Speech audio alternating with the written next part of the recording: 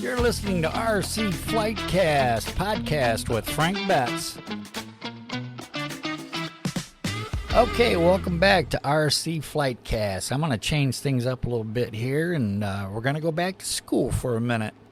Now, I'm sure these 20 questions I'm about to ask on RC aircraft and equipment, some of you might blow right through it. There's going to be others there that's going to make you scratch your head a little bit. And then some of them, you'll be on the fence on the answers, and I'm going to try and give you the, summary of the answers that, for these questions that I give you. So, like I said, there's 20 of them, and then at the end of this, I'm going to have a little bonus round of an extra 5 that are a little bit harder.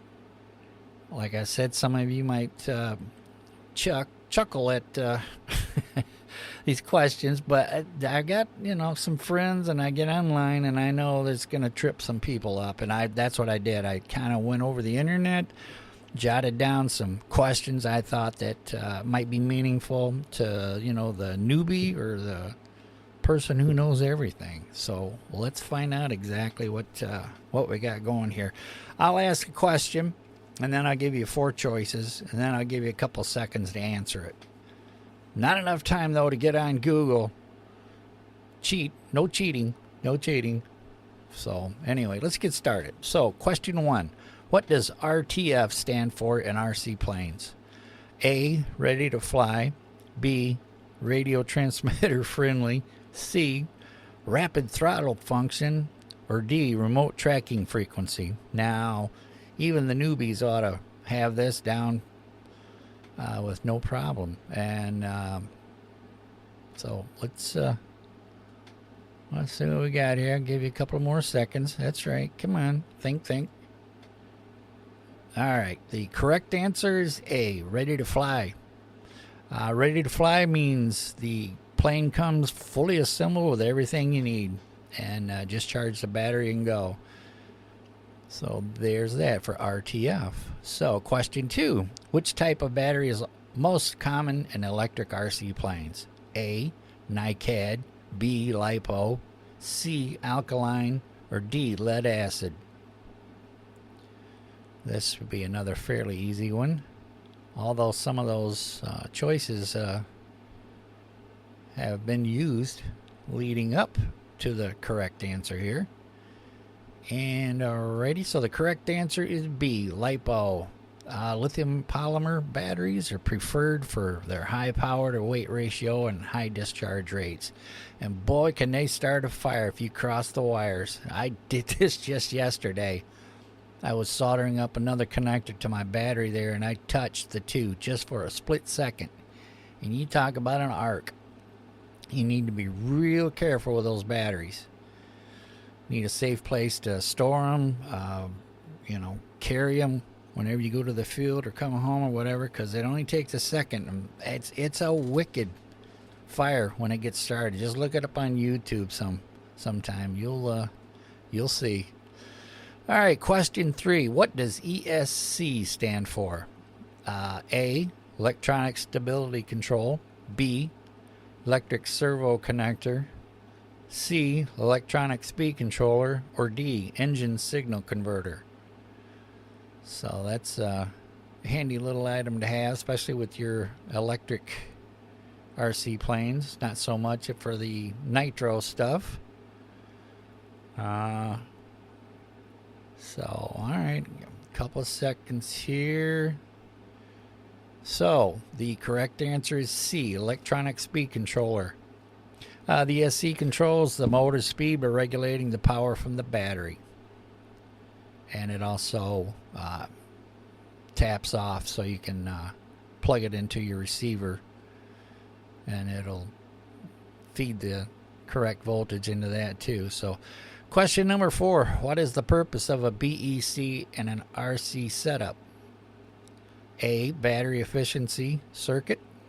B, brushless energy converter. C, battery eliminator circuit. Or D, boost energy controller. So that's a good one. So yeah, BEC. Another handy little item for the ESC. coming out of the ESC. So, all right. Well, the correct answer is C, battery eliminator circuit. A BEC provides power from the main battery to the receiver and servos without needing a separate battery. And that's what I was suggesting when I was talking about had the ESC question. All right. Question number 5. Which control surface controls the pitch of the plane? A, rudder, B, ailerons, C, elevator, or D, flaps? Now, anybody that flies or is interested in aviation should know this right off the bat. So the correct answer is C, elevator. The elevator moves the nose up or down, controlling the pitch. All right. Question number 6. Which transmitter mode is most popular in the United States? You got A, mode 1, B, mode 2, C, mode 3, or D, mode 4. And for me, that's actually a toss-up. When I started learning, I learned with mode 1. But anyway, correct answer is B, mode 2. And mode 2 transmitters have the throttle on the left stick and elevator on the right. And mode 1 is just the opposite. Throttle's on the right and elevator's on the left. And that's when I come into flying back in the 70s, my dad bought that MRC transmitter and it was mode 1. And so whatever you learn on, your motor skills are going to stick right with that. Because I tried mode 2 temporarily while I was getting my transmitter repaired, and that's weird. That's where those simulators come in to get used to that, because when you're in a tight spot, you don't want to have to sit there and think about it. So anyway, question number 7. What is a bind and fly, or BNF plane? This is kind of like in the category of the ARF plane. A, needs building from a kit. B, comes with a transmitter. C, requires you to bind your existing transmitter. Or D, only for indoor use. Bind and fly. I've had a couple of early planes where I had that. Makes it nice when you have some of the equipment, and a little cheaper because you don't have to buy everything all at once. So the correct answer is C, requires you to bind your existing transmitter. And BNF planes are fully built but need you to bind your own compatible transmitter. All right, that leads to question number 8. What's the function of an aerobatic plane's symmetrical airfoil? So A, stability in straight flight. B, increased speed. C, balanced flight in both upright and inverted positions. Or D, smoother landings. Okay, this is going to trip a couple of you up, unless you're really into aeronautics and what have you. So, all right, so the correct answer is C, balanced flight in both upright and inverted positions. Symmetrical airfoils help with advanced maneuvers by offering equal performance upside down. That's right. So now we get to question 9. What is FPV flying?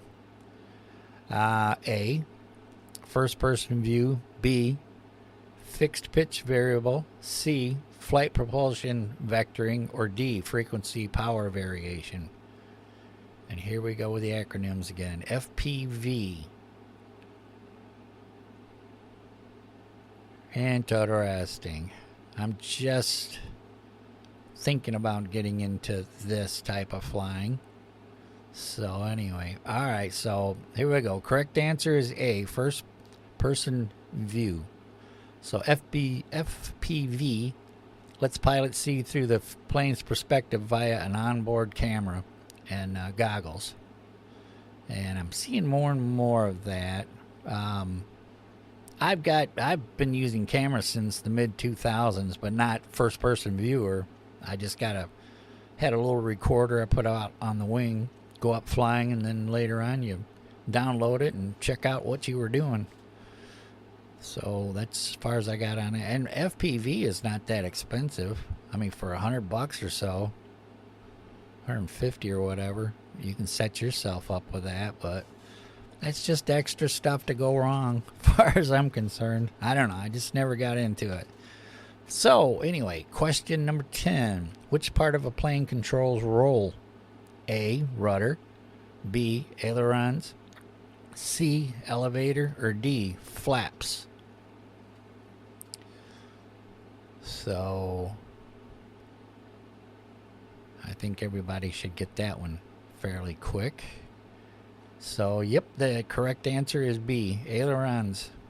Ailerons on the wing control rolling or banking the aircraft. That's the way so you can have a coordinated turn for all you real-time pilots out there. Well, I used to have fun with that, doing 360s around a tree, flying around there while I was taking my flying lessons. You had to keep that wingtip right on the top of the tree there as you're circling around it. And if you knew you did a good job, you'd feel a little bump at the end of your circle there. So that good training teaches you good control, coordinated control. Even though I've got airplanes that have ailerons on it, I just don't use them that much. It's just throttle, elevator, rudder, and that's it. I mean, ailerons, if I think about it, I'll use them, but I pretty much grew up with just their three controls there. All right, question 11. What does kV rating on a brushless motor indicate? A, kilovolt output. B, RPM per volt. C, kilowatt efficiency. Or D, cooling velocity. And that one catches a lot of people. It's when I first started out there, that was interesting reading up on that and understanding what that means and how it works for you. It's great, especially when you're doing little scratch-built planes or just little, profile planes or whatever there, so you can match up the motor to the prop and the weight of your plane. So, all right, correct answer is B, RPM per volt. The kV rating tells you how fast the motor spins per volt applied. I did this, talked about that on previous podcasts, so go check that out. Question number 12. Which RC radio frequency is most common today? A, 27 megahertz, B, 72 megahertz, C, 2.4 gigahertz, or D, 5 gigahertz. And I grew up with 72 megahertz. I know there was 27 megahertz before that, but 72 megahertz, yeah, when you go out to the flying field, everybody had 72 megahertz, but then the frequencies were broken down even more. So you had to get a clothespin with your frequency on it. So before you went up and flew, you grabbed that clothespin if it was available. You attach it to your antenna on your radio. You go up and fly. Then when you get done, put the clothespin back. That way somebody else comes along, they see that it's available. That means that frequency's open and you're not going to shoot somebody down, which I've seen quite a few times back in the day. So, which leads to the correct answer, which is C, 2.4 gigahertz. Boy, yeah. When you get that, it eliminated having that clothespin or making sure somebody's not on your exact frequency. So yeah, 2.4 gigahertz is the current standard because of its resistance to interference and automatic channel hopping, which is nice. So yeah, you just click it on and go, and you get better distance out of it. Smaller antenna, you don't have that collapsible antenna thing going anymore, which I've busted before. So all right, question number 13. What's the main benefit of foam board planes? A, they look realistic. B, easy to repair and cheap. C, made for gas engines. Or D, they fly longer. Wow, I've made my share of foam board planes. The reason I got a CNC machine so I could cut those out with a little precision and not have to use a X-Acto knife or anything like that and follow a plan. Yeah, I just take a sheet of foam board that you get from your Dollar Tree, put it in the CNC machine, and I take a program called Easel, and I draw out the simple profile that I want, and then I turn around and send it to the CNC machine, and it cuts it out exactly the way I drew it up. So, yeah, that just, I mean, of course I do some woodworking with that CNC machine, but my whole plan was actually to build these profile planes like this. But anyway, the correct answer for that is B, easy to repair and cheap. And foam board planes are ideal for beginners and scratch builders because they're affordable and easy to fix. And that is so true. I mean, you can toss make a wing, make the fuselage and a tail, hot glue them together, toss on a small motor and a prop, let her rip. If you crash it, oh well, you just go in, flip on the CNC machine, and build another one just as fast as you can. So that's fun stuff. So question number 14, which component converts receiver signals to mechanical movement? A, ESC, B, BEC, C, servo, or D, motor? And this should be an easy one for anybody. Take that transmitter to your receiver, and it converts that signal to mechanical. And that's what this question's about. What mechanical part is it? So the correct answer is C, servo.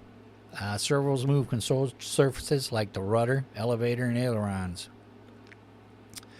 All right, question 15. What does a dual rate switch do on a transmitter control? A, motor speed limits. B, servo travel limits. C, throttle cut. And D, channel frequency. So, yep, you get the any one of your basic transmitters now, entry level or anything like that, should have that dual rate switch on it. That if you're just starting out, it makes things real easy, a little more predictable. So the correct answer is B, servo travel limits. Dual rates adjust how far servos move, reducing or increasing control surface deflection for better handling. That, in other words, dual rate, if you have it on the first rate, you get less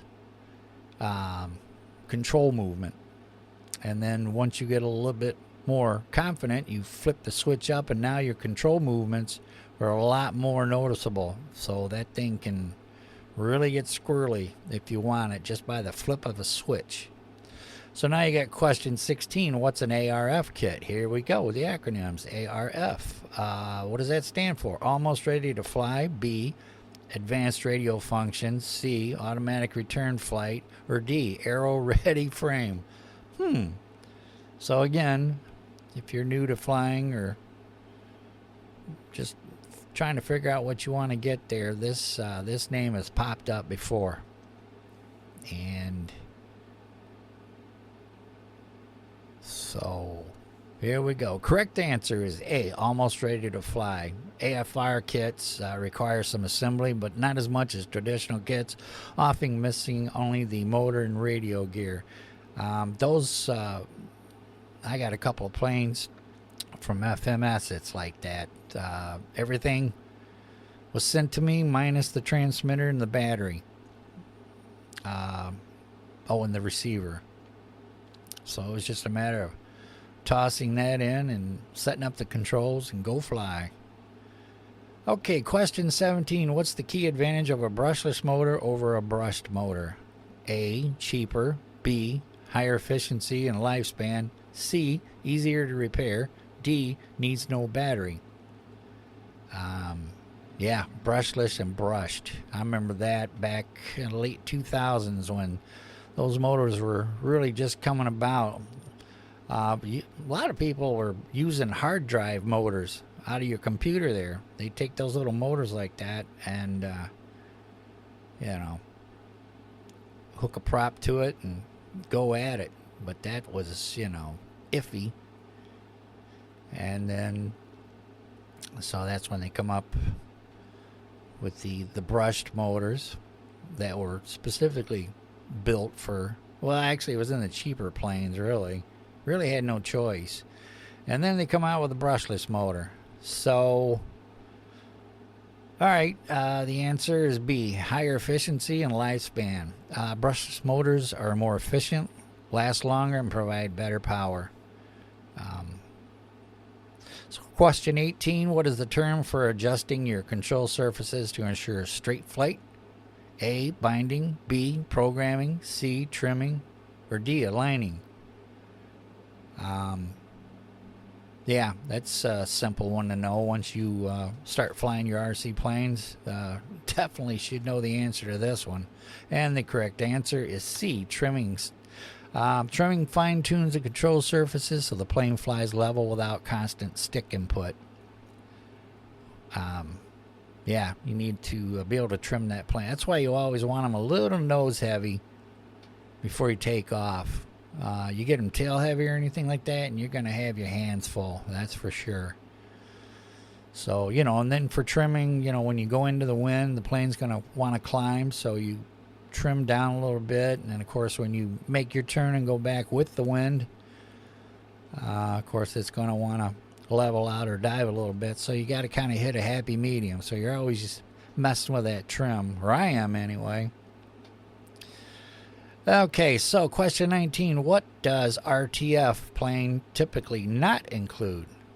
A, battery charger, B, radio transmitter, C, assembled airframe, or D, extra propellers? So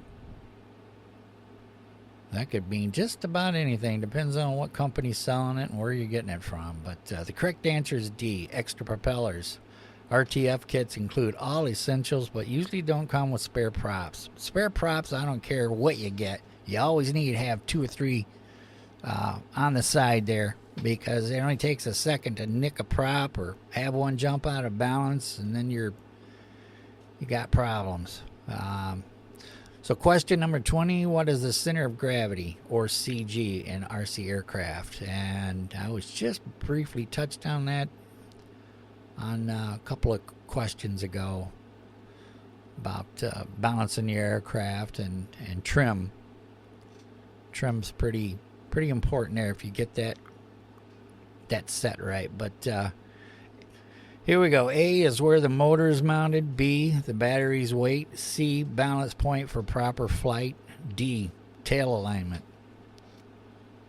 And CG. CG is your friend if you understand it. You really need to know where your tipping point is on your plane. You want it, like I said, just a little nose heavy as opposed to tail heavy. But the correct answer is C, balance point for proper flight. The CG is critical for stable flight. If it's off, the plane can pitch too far forward or back. That is so true. All right, that wraps up our 20-question RC quiz. How many did you get right? Let me know by sending an email to frontcentermusician@gmail.com, especially if you have any questions or just give you an idea, point you in the right direction for getting even more detailed answers for these silly little questions. But anyway, until next time, keep your batteries charged and your landing soft. So, hey, you know what? I forgot. We got the bonus round. So we're not going to stop this just yet. So hang loose here. I got, it's the hard mode. If you breeze through the first 20, here are 5 harder bonus questions to test your RC brain power. So let's see how you do. So I got 5 more here. So actually, this is a continuation off of the first 20 there. So question 21, what is the phase timing adjustment on an ESC used for?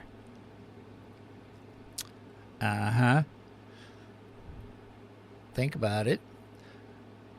A, adjusts throttle curve response. B, optimizes brushless motor efficiency. C, changes servo speed.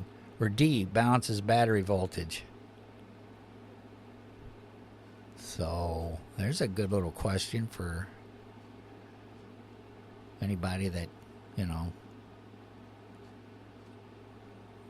gets into the real electronic end of electric flight. But the correct answer is B, optimizes brushless motor efficiency. And adjusting phase timing can tweak the ESC to better match the motor for either higher speed or torque, improving efficiency and performance. Yes. All right, question number 22. What is the advantage of a higher C rating on a LiPo battery? There you go. Now that's a good question. Yeah, when you going after batteries for your plane, you definitely want to know that. Here we go. A, longer charge cycles. B, higher discharge capacity, current capacity. Or C, lower weight. Or D, higher voltage per cell. And I'll give you a second to think about it. So the correct answer is B, higher discharge current capacity. So a higher C rating allows the battery to deliver more current safely, which is vital for high performance or power hungry planes. And now you got question 23. What is the purpose of exponential expo on a transmitter? A, increases servo speed near center stick. B, softens control input around center stick. C, limits throttle output. Or D, expands channel frequency range. So I give you time to let that soak in for a minute. Exponential. I used to call it exponential. So for short, you hear that word thrown around a lot. Expo. So all right, correct answer is B, softens control input around center stick. And the expo makes the sticks less sensitive around the center position, giving smoother control for delicate maneuvers while still allowing full movement. Okay, you got question 24. Which propeller characteristics is defined by the pitch? Now, that's a good question. Not too many people know this one. All they know is what somebody suggests. And, they'll say, hey, for this particular motor, you need this particular prop, or, keep it around this size prop. A lot of people don't understand really what pitch means. So the 4 possible answers are A, diameter of the propeller. B, number of blades. C, distance prop would travel forward in one rotation. Or D, flexibility of blade material. So, yeah. Pitch. I had to learn that early on when I was taking my flying lessons. Yeah. Fun stuff, that's for sure. All right. Let's see here. Correct answer is C. Distance prop would travel forward in one rotation. Prop pitch determines how far the prop would theoretically move through the air per revolution. Higher pitch equals higher speed but less torque. And vice versa. So, yeah, matching up that prop to your brushless motor and how heavy your plane is, you can really make a difference once you get that dialed in. So you just never know. That's why I always carry different sizes, 2 or 3 of them, and I get out on the field and I'll try something even though it's, not going to work, but I try it, and hey, you just never know. I mean, that's half the fun, trying to figure out a good combination on that. So anyway, question 25, the last one. What is the advantage of an outrunner brushless motor over an in-runner? Aha, that's a good one. So A, quieter operation. B, more torque at lower RPMs. C, more suited for ducted fans. Or D, lighter weight. So yeah, that's some choices there. So actually the correct answer is B, more torque at lower RPMs. And outrunners produce more torque at lower RPM, which is ideal for direct driving propellers without needing a gearbox. So there's it. So there you have it. The bonus round, If you nailed these, you're well on your way to being a true RC gearhead. So, as always, feel free to send me your score or questions at frontcentermusician@gmail.com. So, we'll see you next time on RC Flightcast. See ya.